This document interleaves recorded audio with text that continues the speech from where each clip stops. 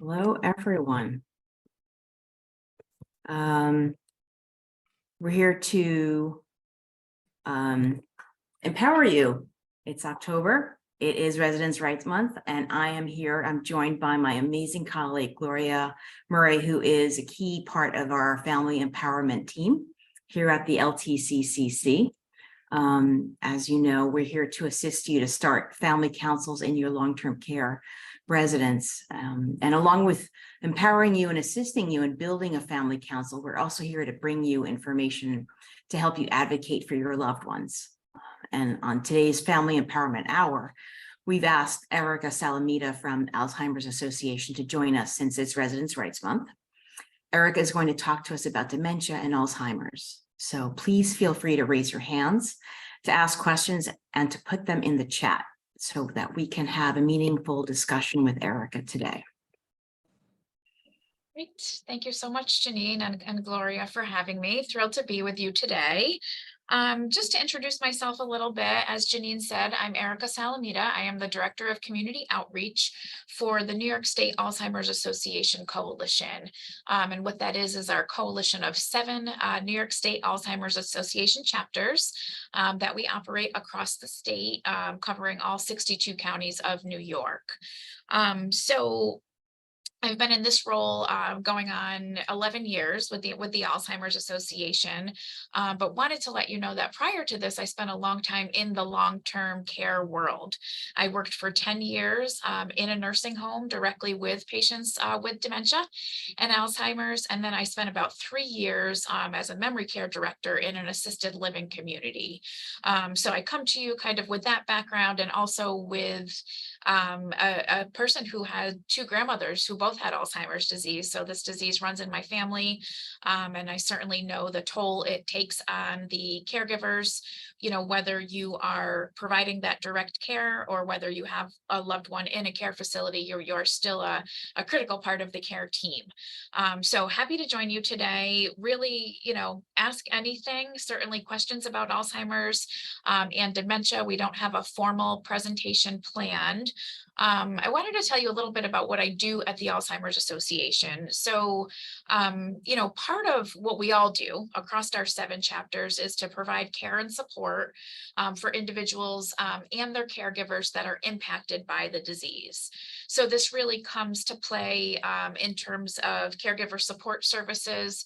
So we offer a lot of education to family caregivers and to folks in the early stages of the disease themselves. We offer resources, assistance with care planning, and care consultations to really help them navigate the challenges that come up throughout the course of this disease. We have support groups, lots of online resources, free education programs, you name it, lots and lots of tools. But on the other side is sort of what we do to support the larger systems that are taking care of folks that have Alzheimer's and dementia. And a big part of that is how we work with long-term care communities into helping in supporting them provide care for their residents with Alzheimer's and dementia. So we've done this for a long time. Historically, we've gotten so many calls over the years from care communities that say, hey, can you bring your staff out here and talk to them about behaviors, or talk to them about communication or the disease process? And we're happy to do those things. Back in 2018, we really recognized that there was sort of a theme in what we would consider good dementia care. And that is this whole concept of person-centered care. We started hearing more and more about it over the last decade or so about, what is person-centered care and what really constitutes good dementia care in these long-term care communities. So fast forward in 2018, we released new dementia care practice recommendations. And within these recommendations, there are 56 evidence-based recommendations that we would consider best practices in dementia care. And they're under all sorts of different sort of categories. So care planning and assessment, behavior management, managing a person's activities of daily living, you name it, we have it covered there. But really the cornerstone in each and every one of those recommendations is person-centered intervention and person-centered care. And, for many years now, what we've been trying to do is to talk to long-term care communities to say, here are the recommendations of what really we think constitutes good dementia care. How are you ensuring that person-centered care is happening in your care facility? And can we help you do that? Unfortunately, I'll say that, and fortunately, I've been in this field for a long time. I've seen a lot of changes. I've seen a lot of organizations go through sort of a culture change movement, which is great, with really focusing on this resident-centered focus, which is wonderful. But then, on the flip side, we also had the pandemic. And while we were just sort of getting started with these new dementia care practice recommendations, and getting facilities to adopt them, the pandemic hit, and we recognized that challenges were seen like no other in these long-term care facilities. So it's been really difficult. It's something that we continue to work on in terms of supporting long-term care communities, making sure their staff are educated in what it means to deliver person-centered care. And sometimes that means looking at their internal policies and their training policies, and their overall systems within a care community. And sometimes it's supporting the patients and families that live at those communities with education and resources as well. So wanted to give you that sort of background. We certainly are invested in making sure that our providers across the country are providing good dementia care, while at the same time recognizing that there are a lot of challenges, workforce being kind of at the top, those workforce and resource shortages and challenges being a driver to some of the barriers that we've seen stand in the way. So want to commend you for really being on the call, for being present, and being advocates for your loved ones that are in these care facilities, and really ensuring that they get the care that they deserve. So Janine and Gloria, I'm not sure if you wanted me to cover anything else, but I'm happy to open it up to questions and have a great discussion today. Thank you for that. We had a question emailed to us by Dorothy Burt, who I think is on today. She had asked, she's specifically interested in Lewy body dementia. Okay. Do you have any information on that you could share with us and Dorothy? Yes. Yep, absolutely. So thank you, Dorothy, for bringing that up. So I will say, just in terms of kind of level setting, the difference between dementia and Alzheimer's disease and some of these other dementias. Dementia is really an umbrella term, and we don't consider it a true diagnosis. Really what it is a classification of symptoms. And we know what those symptoms of dementia are: problems with memory, reasoning, judgment, problem solving, communication. Those are all those symptoms of dementia. But what we really want to know is what is causing those symptoms of dementia. Is it something that's perhaps reversible, like a bad infection, like a UTI or pneumonia, that's really, having a system-wide kind of impact on the individual's thinking and cognition? Or is it a progressive form of dementia like Alzheimer's disease? And this would be very similar to saying something like, I have cancer, which thankfully I don't. But if I were to say that, the first thing you might ask me might be, what kind of cancer? When we hear that word dementia, we have to be thinking, okay, what kind of dementia is this? So under that umbrella, we've got sort of reversible forms that are treatable, and then those progressive types. Alzheimer's disease happens to be the most common progressive form of dementia that progresses in obviously not a good direction. But under that progressive umbrella, there are also others: vascular dementia, Lewy body dementia, dementia from Parkinson's disease. These are all other types of progressive dementias. Now, when we see Lewy body dementia and sort of the differences between that diagnosis and Alzheimer's disease, there are some similarities. So cognitive issues, issues with personality, judgment, language difficulties, those are present sort of in both, but they're coming from different causes. So we know with Alzheimer's disease, primary culprit for Alzheimer's disease that we know of right now are this buildup of two abnormal proteins found in the brain, amyloid and tau, which we call them plaques and tangles for short. So those are the buildups of these proteins that occur in the brain of somebody with Alzheimer's disease that start to impact the cells and change the way the brain is functioning. In a person that has Lewy body dementia, their symptoms, although they look in some ways similar to someone with Alzheimer's disease, are coming from a different source. And for those patients, we see this buildup of an abnormal substance, another protein called Lewy bodies in the brain. And that's how their brain is becoming deteriorated, and how we see sort of the change in function. Now, I say that there are some similarities, certainly memory, language, personality, reasoning and judgment issues there. There are some differences as well. Sometimes folks with Lewy body dementia will have some different sort of behavioral challenges. Sometimes they have more frequent hallucinations, different physical problems like a shuffling gait, which might come out earlier. But ultimately, there are a lot of similarities in the way that you would support an individual with Lewy body versus Alzheimer's disease. Hope that helps. Does that help, Dorothy? Sorry, you are muted.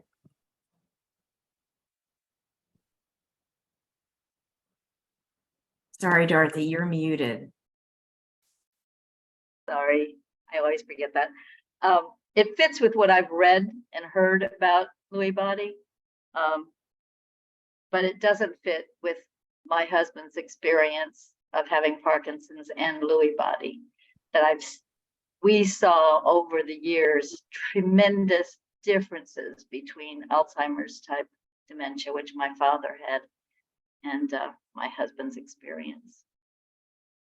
Yeah, and a lot of times the changes that we see or the differences that we see are sometimes a matter of timing within the disease. So for example, we've dealt with so many people with Lewy body disease where their memory is not the first thing to become impacted. It's their communication. It's some of these judgment and personality changes that are really at the forefront for a long time in the disease process before we start to see the memory changes. And whereas Alzheimer's disease, we see memory, usually short-term memories happening first, issues there, and then more of a gradual progression and a slower progression. We also don't see some of those physical changes that pop up with Lewy body as early on in the Alzheimer's process, if ever.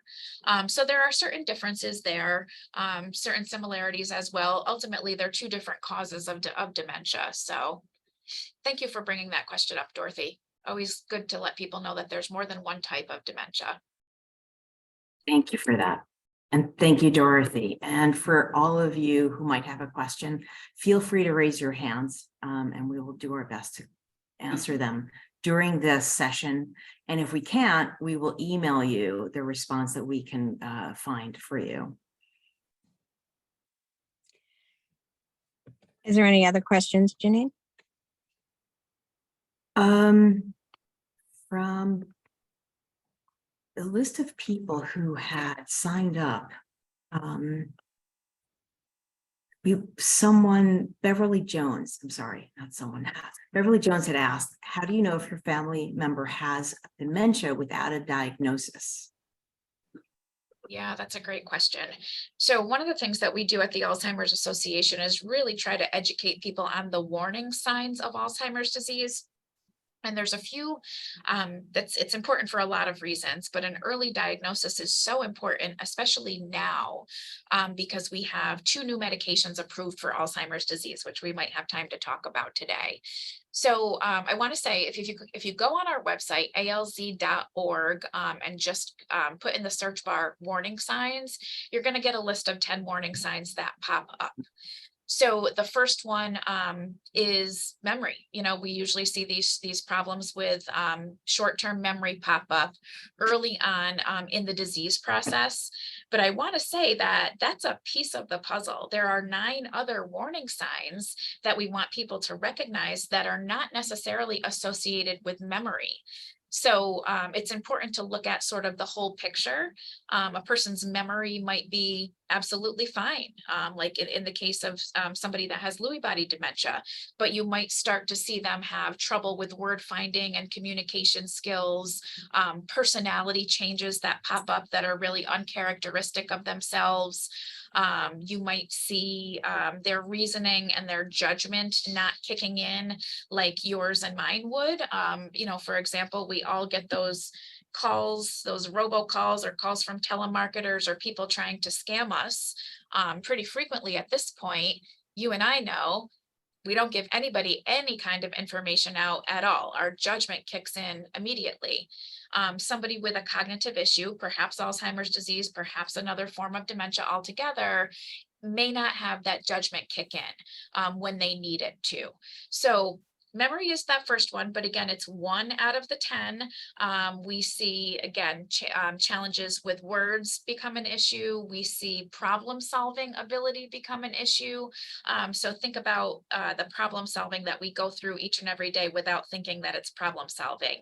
You set down your reading glasses or your car keys or your pen, and you go retrace your steps and you kind of solve the problem until you're able to find that missing object again. People with cognitive issues like this are not usually able to problem solve, you know, follow a set of tasks to kind of get them back to where they need to be or solve that problem. I mentioned personality changes. You know, this can be for the good, it can be for the bad. But if you have to say to yourself, like, this person is just not acting like themselves, that might be an issue. Withdrawing from activities, that's another one of the warning signs we tell people to look for. Early in the disease process, it might be a method of self-preservation. So the individual might say, you know what, I'm not remembering everybody's name. Things aren't always coming out right. I'm not going to go to that function because I don't want people to know. Whereas later on in the disease process, it's really a motivation thing. If they want to get up and do an activity, there's a certain amount of planning and steps involved into making that happen. And they sometimes can't put all of the steps in place to make those happen. So that was, I think I gave you like 7 or 8 of them there. Visual spatial challenges is another big one. So this may appear like an eye health issue. So we know as we get older, our eyes get worse. You know, you might have cataracts or macular degeneration or just worsening vision. Sometimes what we think we're seeing though, is not really an eye problem, it's a brain problem. So our brain starts to misinterpret what our eyes are seeing. Our eyes are actually fine, but it's a brain issue. And that results in little things like minor accidents with the car. Maybe you hit something because your brain didn't judge that distance from object to object appropriately. Or I know when I worked in long-term care, I would hear things like, well, I missed the bed or I missed the toilet. And this is really a prime example of when somebody physically is able to do the act of sitting and standing safely and appropriately, but their brain misjudges that distance between their body and the chair, their body and the toilet, and they sit too soon and they fall. So there's those visual challenges as well that are that pop up. But again, please visit our website, alz.org, and you can find the full list of 10 warning signs there. I also want to say that it's important to then take those warning signs and bring them to the provider and say, I'm noticing all of these things. What kind of assessment can be done here to figure out if this is a concern or not? From there, the primary care doctor can start the process. They can do a panel of blood work, and they're going to make sure that there's no lab values that are really kind of out of whack that could be impacting a person's cognition. They're going to check their overall health, so maybe this is a case of a person who has an infection, or maybe diabetes that's untreated, and that could be impacting their cognition. So they're going to look for all of those things. They can do, a series of short sort of neurological exams. And then if they don't find anything there, they will probably move it along to a neurologist to do a more intricate sort of battery of neurological testing. And there's several assessment tools that we recommend, along with some brain imaging. And although, still, we can only be at 100% sure that the diagnosis is Alzheimer's disease upon autopsy. If a provider goes through all of those steps, the blood work, the scans, the battery of neurological testing, we can get, really up to like 97% sure that this is Alzheimer's disease, or perhaps it's something else. So just a little bit there on the diagnostic process as well. Thank you for that, Erica. I do see a hand up. Yes, Kathleen Gerard raised her hand. And then we have Hi, a yes. question in the Q&A. Go ahead. Thank you so much, Erica, and thank you, Janine and Gloria. I have been looking for some time for an advanced curriculum in dementia studies, dementia care. I'm wondering, I know that there are 3 and 5 hour courses, maybe even a 10-hour course that staff in memory care facilities sometimes take. I'm wondering if you know of anything outside of the couple of graduate programs in the UK that would be an option for improving the abilities and skills and knowledge of care workers in memory care facilities more advanced, or for people like us. Yeah, no, that's a great question. Off the top of my head, no, but that doesn't mean that they're not out there. We have, with the launch of the dementia care practice recommendations, we did launch an accompanying certification course to take along with the knowledge of those recommendations, and it is 3 hours in length that can be taken in increments. And upon completion, if you get above a 90%, you get a 2-year certification in dementia care. We like that because the individual can take it on their own time. And we know that it is directly linked to those 56 dementia care practice recommendations. So that's something to kind of look into. I would not say it's advanced. I would say it's really for that direct caregiver. We were very careful to create this with literacy levels in mind and things like that. On our website as well, if you go on alz.org and then go all the way up to the top, there's a section for professionals. And that is where you can find information about the certification program, which is called Essentials. But in addition to that, you can find an e-learning catalog for clinicians and providers. Many times there's free CMEs associated with it on all sorts of dementia-related topics. And the topics that are encompassed within that catalog are more advanced topics. So it might be on care planning. It might be on behavioral variance. There's a lot of different variety there. So that's an option as well. And then also on that same section of our website, you can see the other approved trainings that we've put our stamp of approval on as the Alzheimer's Association to say, we think that this is a quality training, and it reflects what we would consider good dementia care practices within the recommendations. So that's a start for you. I can share my email address, or perhaps you can, Janine or Gloria, if anybody needs to email me about more recommendations there. Thank you for that. Thank you so much. You're welcome. Thanks for the question, Kathleen. Gilbert wrote in the Q&A, what happens if one begins an exercise routine? Does it slow the disease? Oh my gosh. So this is my favorite thing to talk about right now. I just love it so much. So I've been in Alzheimer's care for 23 years now. And again, going on my 11th year at the Alzheimer's Association. And just in the last like 6 to 8 months has been the first time we've been able to talk about Alzheimer's disease as really a public health issue with modifiable risk factors associated with it. You know, historically, we've talked about Alzheimer's as an aging issue.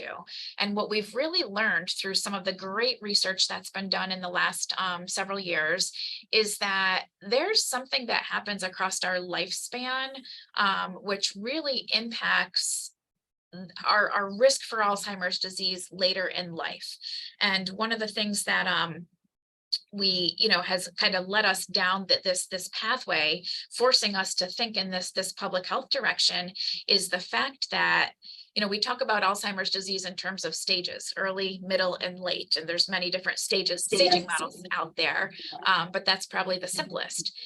What we've realized is that when we're talking about somebody in the early stage, that disease course has sort of left the train station, right? What we know, though, from studying the brain is that the pathology of Alzheimer's disease actually starts in the brain about 20 years before the first symptom appears. So we've got this whole section of people that are experiencing no symptoms, that may or may not have the process going on in their brain, it's an opportunity for us to intervene there, because by the time a person gets to actually the early stage, the disease has been processing in their brain. So back to the original question about exercise. Exercise is one of the what we would consider a modifiable risk factor. So one of the things that we know is that aerobic exercise is good for your heart, and what's good for your heart is good for your brain. A couple different things happen with exercise. So your everyday functioning. We know after we exercise, our blood flow is moving, blood is pumping, it's getting up to the brain a little bit easier, our system is functioning a little bit better, and a lot of times we're thinking a little bit better because of that. We see that exercise is having kind of a protective factor. So we do see, there was a study done recently where we looked at actually 2 different types of exercise, stretching and that Tai Chi and that kind of stuff, and then aerobic exercise. And we looked at it in people that already had a diagnosis of mild cognitive impairment, MCI. So the thing with MCI is we've got these cognitive changes happening. Some of those folks are going to go on to develop Alzheimer's disease. It does increase your risk, and some of them are not. But everybody in this study group had MCI. And what we learned was that after a year, we put these people into an exercise program. Half were in the stretching group and half were in the aerobic exercise group. After 12 months, nobody in that group, whether they were in the lower impact or the higher impact activity, nobody's cognition had gotten worse. So that tells me that there is a role for exercise to play, just in terms of, I don't want to say slowing down the progression, because we don't know yet if that's exactly true, but preserving some of those, some of our brain health, certainly helping you function a little bit better, certainly, but then also linking it to other risk factors. So when you are healthy, and exercise as part of your routine, you're less likely to develop heart disease or high blood pressure, or diabetes, and some of these things that we see people start to develop as they become more inactive later in life. We know that those conditions, heart disease, diabetes, high blood pressure, are linked to higher rates of Alzheimer's disease. Those people are more likely to develop Alzheimer's later in life. So exercise is a way to prevent the other chronic condition, and thus a way to reduce your risk for Alzheimer's disease and other forms of dementia as well. So exercise, we're all for it. Great question. I love it. Wow. Thank you. Thank you, Erica. And thank you, Gilbert, for asking that. Yes. Yeah. That's great. Any other questions, Janine? Not that I can see on, Sorry, it looks like Betty is raising her hand. oh, go for it, Betty. Yeah, I'm just wondering, especially for people whose loved ones are in nursing homes or facilities. Is there any concern, there used to be when I was an ombudsman, with chemical restraint as an issue? And are you in any way a watchdog? I was very disturbed with a commercial that I saw recently. I think it was for a medication, maybe it was Rexulti. I'm really not sure, but it was a very scary, inaccurate, direct a direction toward using this as a way of calming down someone who has a loved one who is getting upset. It was just inaccurate. It was awful. And I wonder if the Alzheimer's Association is seeing things like this. Can you do anything about it? And if you're a family caregiver, in or out of the facility, how do you negotiate chemical restraints? Yeah, that's a great question. And I know the commercial. I would not say that we are a watchdog. I think, what we are is a supporter and really a proponent of person-centered care and non-pharmacological approaches. So Rexulti, this is a new drug, not one of the drugs that I was referring to when I mentioned the 2 approved medications, but Rexulti is now an approved medication for agitation in Alzheimer's disease. So the person has to meet the criteria for the definition of agitation, which is quite lengthy, and also have the diagnosis of Alzheimer's disease. I want to say that there is a place for medication in the management of these individuals, but we never, ever, ever want it to be the first line approach. First line approach is always non-pharmacological, person-centered intervention. So, our dementia care practice recommendations take all that into consideration. And we understand, sometimes these behaviors just are extremely difficult to manage.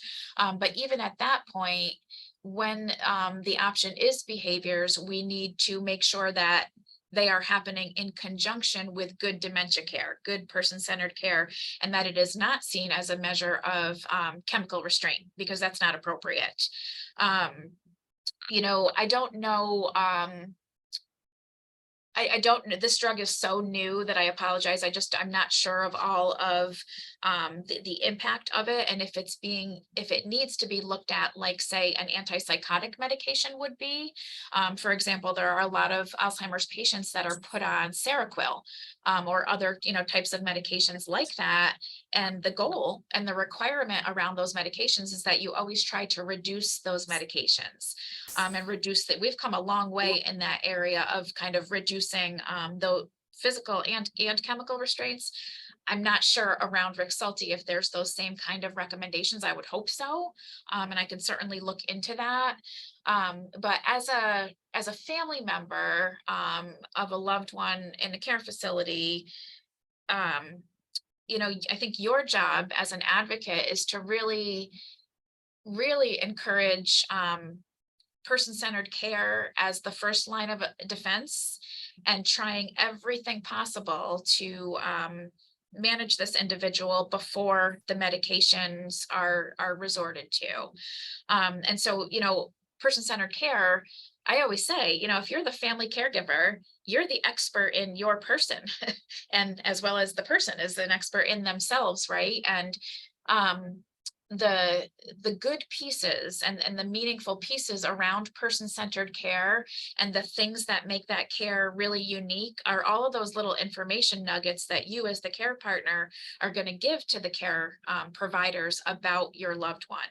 And so partnering with them to really make sure that they're paying attention to your individual's preferences, their likes, their routines, the things that make them them, right? Is really something that you need to advocate for and also help along. So, we've worked with a lot of long-term care communities where the assessment process is sort of the same old assessment process that they've used for a really long time, and sometimes don't ask all of the questions that really get to the heart of who this person is and the things that can help you connect with them as a professional caregiver in those care facilities. So one of the things that you can do as a family member is to give that information, even if it's not on the assessment tool that they're using. Put a little index card in the room. My loved one loves to talk about this. Do not talk to him about this, money, or whatever the case may be. Loves to have, ice cream for dessert. This is a way to get on his good side. Little things like that that really can go a long way and help you as a care partner partner with the professional care partners now, because you still are such an integral part of that care team. It was a very long-winded answer to your question. I It's a great apologize. answer. It's a great answer because it's so important for family So important. caregivers to understand what their role is and that it's okay to even question medicine. So It when you is, see yeah. something like a commercial for a medicine, it doesn't mean it's legitimate and it doesn't mean it's always called for or in that dosage. And it's Yeah. okay to ask and I mean, not necessarily attack, but to ask and to open up the conversation. Is this the best way? Yeah, yep. Always ask, have that line of communication open. And I will say, Rexulti is an FDA approved medication now for the treatment of agitation and Alzheimer's. So, but just like you're saying, Betty, it does not always mean that it's appropriate. It doesn't always mean that all of those interventions were tried first. Maybe it does mean that those interventions were tried first, and this is where they're at, but you won't know unless you have that dialogue with them. And that should be welcomed. Yeah, I agree. Thank you, Betty Ann, and thank you, Erica, for that thoughtful response. Tagging on to Betty Ann's question, I have a question. I'm sure other people will understand it. When you are accompanying your loved one to a doctor's appointment, how can you have a fruitful dialogue with the caregiver, the doctor, that medical professional, about how to speak or how to include your loved one who has already received a diagnosis of dementia? My dad in particular has vascular dementia. How do I get them to speak to him so that he can understand without kind of denigrating him in front of them? Yeah, that's a great point. So, I always say if you can give the doctor some information ahead of time, whether it's a handwritten note, that says, these are the symptoms that I'm noticing. FYI, these things are making my dad feel bad. So please be careful in how you bring them up. Please include my dad in conversation. Or maybe, I find a lot of times, depending on the type of doctor's office you're going to, you see the doctor, and a lot of times those interactions are kind of quick and dirty, right? They're there for a purpose, but the person who's really your go-to in that practice is the nurse, or maybe it's the nurse case manager. If you can have a conversation with them before the appointment, because doctor's time, it's precious. We understand that they only have a certain amount of time. The nurse has easier access to that provider than we do. And it's sometimes a conversation that they can have ahead of time. Or maybe, the nurse is the one who kind of directs the questioning in the appointment, and they can kind of accompany the doctor into that patient visit. And sometimes they have a little bit of a better understanding of how to communicate. I do believe that we have some information on our website, again, in that professional section, geared toward providers on patient visits. So that would be a resource, to share. But again, you're the advocate here, just like you would. I had some issues with my son this year that I was needing the doctor to address with him, and I would these big notes and, talking to the nurse ahead of time and anything that I could to flag it. So my information was heard because, your dad is only going to give a part of the picture during that actual patient visit, but there's probably a lot more going on as well. So certainly be an advocate there, and nothing to stop you from getting the information ahead of time. They may, depending if you're the person or not that's supposed to get the information, they can't always give to you, but you can always give to them. So share and share away.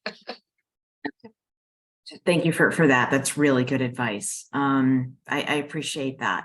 Gloria, do you have any questions, any further questions or any questions for Erica? I'm sorry that we lost you for a minute. Okay.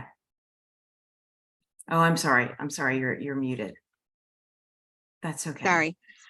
That's Erica, okay. I don't That's know if you- okay. I don't know if you addressed this yet or not, but person-centered care with the dementia and the Alzheimer patient, and not seeing them as a dementia person, but seeing them as the person they are. Any pearls of wisdom to add to that? So always a tricky one, right? We find that dementia sometimes becomes the go-to excuse for a lot of different things. They acted this way, they have dementia, they can't do this because they have dementia, or, and really, dementia is not our defining thing, right? It's who we are. So again, I would say that you as the family member and the advocate, sharing as many of those centered little pieces of information as you can about this individual is what's important there. I mean, just because the person has dementia doesn't mean that any of their likes, go away. If they were very passionate about something, it's still there. It just means that we might have to connect with that in a different way.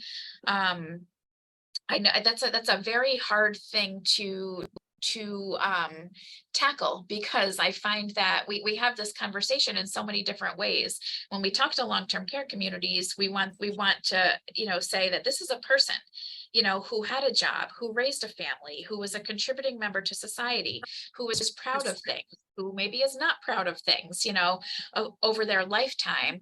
But a lot of those pieces of information that give the staff the opportunity to connect with the individual, they don't know. Or maybe they've never looked that far into the chart. So giving them ease of access, having family photo albums out, letting them see your loved one in a light that is not this resident who happens to have dementia, but this person that they were and are, is what's really important. It's interesting though, because when they go to the hospital, we always want to talk about dementia first, because we want to make sure that the hospital knows that it doesn't matter, what they're there for. If they fell, if they have an exacerbation of their COPD, if they have dementia, you're going to need to address it differently. So it really does depend, but you are the expert in that information, and sharing it is really on us all to do that, about our loved ones. Thank you for that.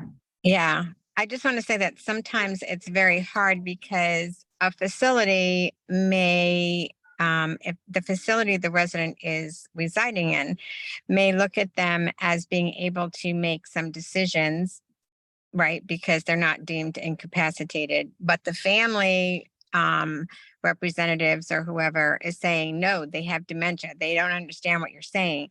So it's very challenging sometimes to, they say that when you take things away, it makes things go away forever. So not to take that away from them, let them understand as much as they can for as long as they can. And I think that sometimes is always a challenge.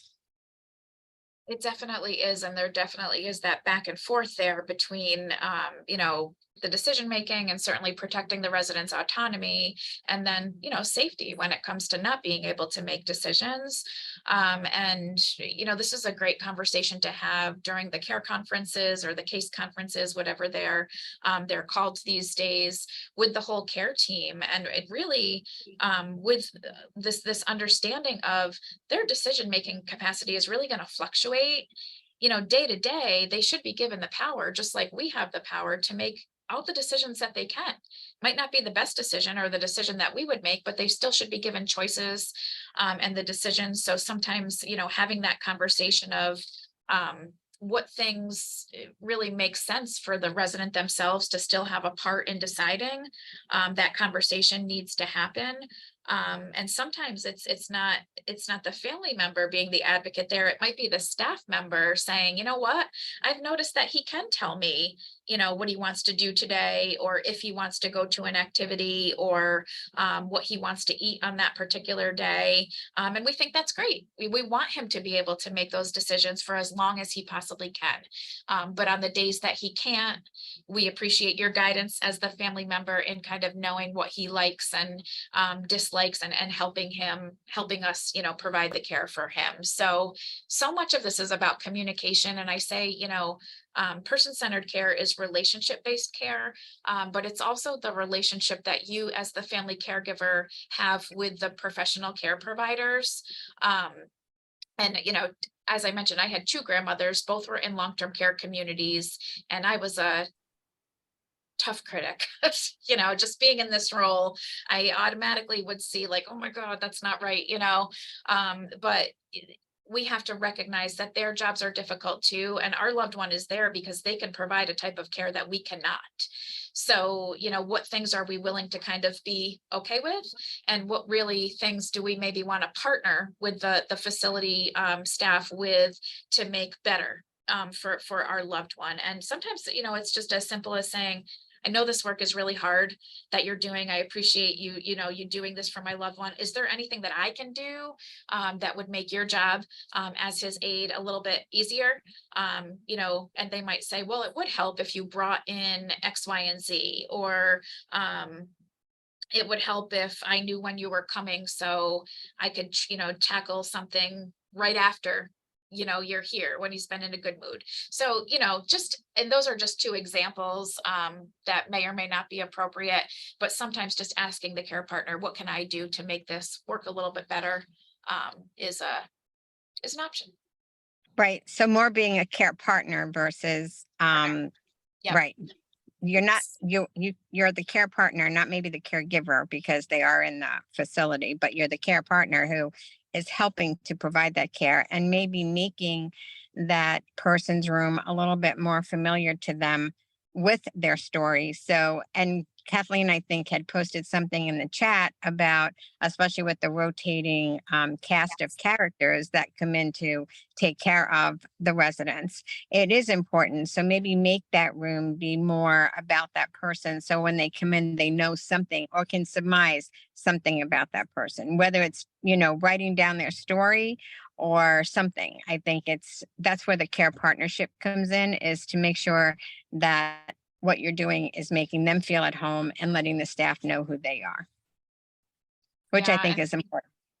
100%. And I do agree, Kathleen, we've got a lot of agency staff floating around in there right now.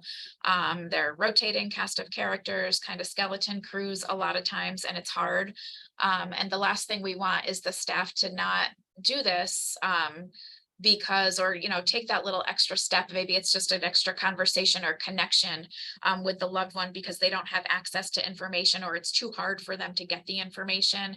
So having that information present in the resident's room is great. And making it so people know who that person is outside of their diagnosis.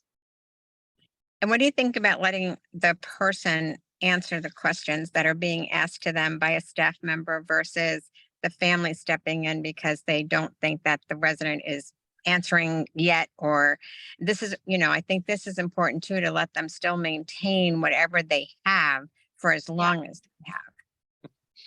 Yeah, definitely. And this is where I see the value in, those care conferences, because you can have those kind of open conversations with the family and kind of direct things how you want to direct them. We always want them to answer if they can. That's, and we want to recognize too that sometimes their answers might be right on point and other times their answers might be not on point at all. And that's okay too, right? So,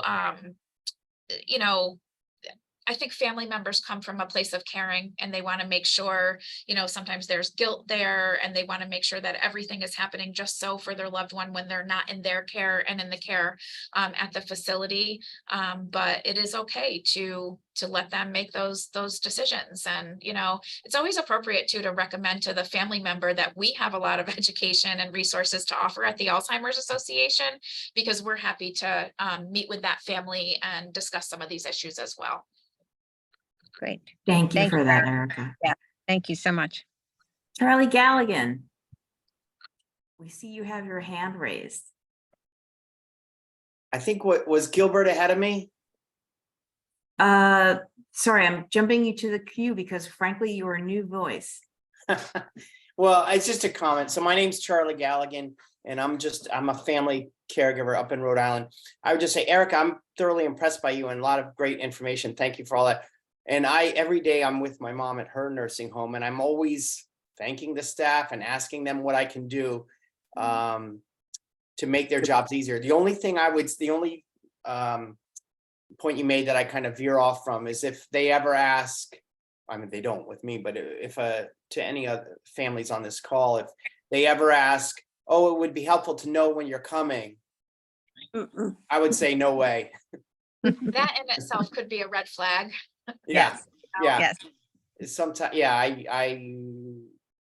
we have great relations with all the staff at my mom's facility, but her care is greatly improved. It's my belief that my mom's care is greatly improved by virtue of the fact that they never know what time of day I'm going to show up. Yeah, and I would agree with that, Charlie. I would 100% agree. I was coming from the more optimistic side of that. I know. Think Yeah. that, if you're there and you have a great visit with your mom and your mom's always happy after you leave, that might be an ideal time to do like her shower or some other unpleasant while she's in like a great mood. But I do agree that if they say, hey, it would be great to know when you're just kind of out of the blue, that could easily be a red flag. Yeah. Yes. Yeah. Yes. And thank you for what you do and being a great advocate. Oh, yeah. Thank you. Thank you for that, Charlie. Yeah. Gilbert, did you have a question as well? No, I just want a comment, because as advocates, I think we should insist that we have a dementia unit in a nursing home, and that unit be treated differently than the other units, because with special training, your loved one can receive great care. And especially if you make sure they don't rotate the staff, that they keep the same staff all the time. And I've seen the difference when we have insisted on training the staff. Before the training and after the training, the care was 100% better. And so, it is better to look at a dementia unit as being a special, as opposed to a different kind of unit. And when you mix the residents in the unit, you're going to have problems, because the staff do not have the right training to deal with dementia. And so as advocates, I think part of what we need to do, make sure that we have a dementia unit in a facility. It's a great point, Gilbert. And certainly, caring for people with Alzheimer's disease is specialized, right? It does require specialized training.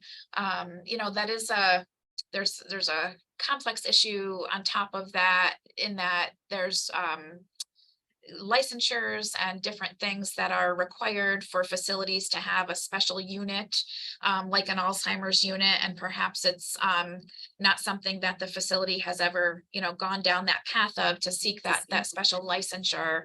But we know that despite the fact that there are Alzheimer's units in many of these buildings, there are a lot of residents residing throughout the building with Alzheimer's and dementia. So at the very least, we need to understand that and provide the specialized training anyway, because this is such a prevalent diagnosis among those residents. So great point, though, and I agree. Thank you for that. Thank you, Betty Ann, for joining us. Yes. Janet, Daniel, did you want to say something really quick? I just wanted to ask if those 56 best practices that you mentioned, Erica, are they on every state's Alzheimer's website or just New York? So if you go on our national, it's our national website that you're gonna go on, alz.org, up to professional care, and then you'll see a square for the dementia care practice recommendations. Okay, thank you. Absolutely. Thank you, Janet. And Erica, thank you. I know our time is coming to a close now. If there are no other questions, Erica Salamita, thank you again. Thank you. You've been a wealth of information, and I think you answered a lot of questions, and you've laid a lot of concerns to rest. So thank you for that.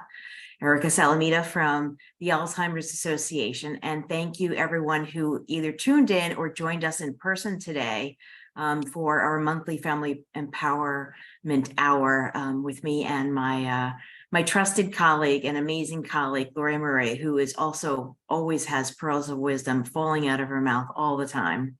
Join us again next month. I think it'll be the 30th of November, but we will confirm with you. And meanwhile, just keep advocating. Visit the Alzheimer's Association website, as Erica had instructed. Visit our website, www.nursingshome411.org. Sign up for our monthly webinars, and for our fact sheets and everything, the newsletters that we offer, everything that we have to send to you, because we're just a wealth of information, and you can use it to harness the power of you and your advocacy for your loved ones.